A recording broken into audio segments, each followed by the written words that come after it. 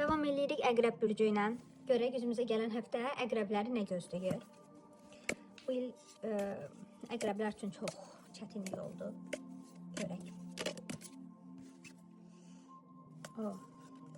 Tanımadığı bir insanla əl sıxışması olacaq, yəni ki, tanışlığı olacaq, amma bu onun həyatında önəmli rol oynayacaq. Və həmin adam ona iş, nailiyyət, uğur gətirə bilər.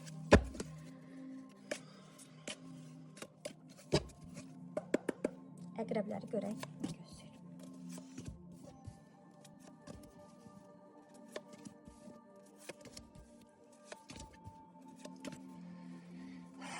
Deməli, əqrəblər üçün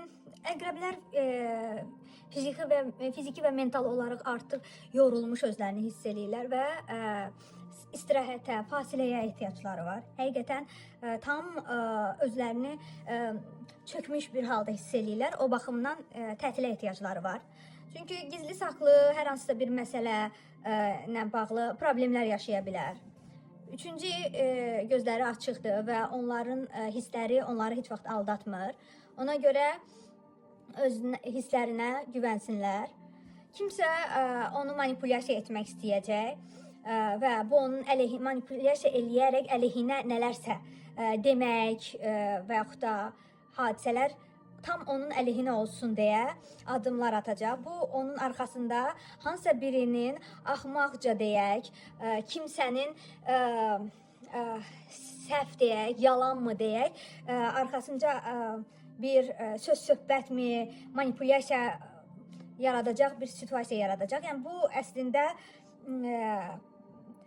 problemi daha da böyütmək məqsədi iləndir. Buna baxmayaraq, bu qədər çətinliklər gəlsə də, uğur gözləyir, problemlər bitmək üzrədir. Bitməyib, amma bitmək üzrədir. Və özümüzə gələn həftə həyatınızdan kimsə çıxacaq, yəni ki, kimsədən ayrılıq, tərk etmə göstərir. Bu təkcə sevgi ilə bağlı olmaya bilər və yaxud da bu dost da ola bilər, yaxın bildiyiniz bir insan da ola bilər.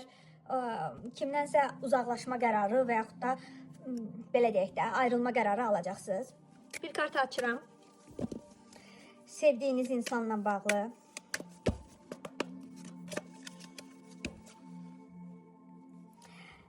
Hədəf seçməlisiniz. Yön seçməlisiniz, qərar verməlisiniz. Siz qərar verməlisiniz ki, artıq biləsiniz ki, hansı tərəfə hərəkət etməlisiniz, nə etməlisiniz.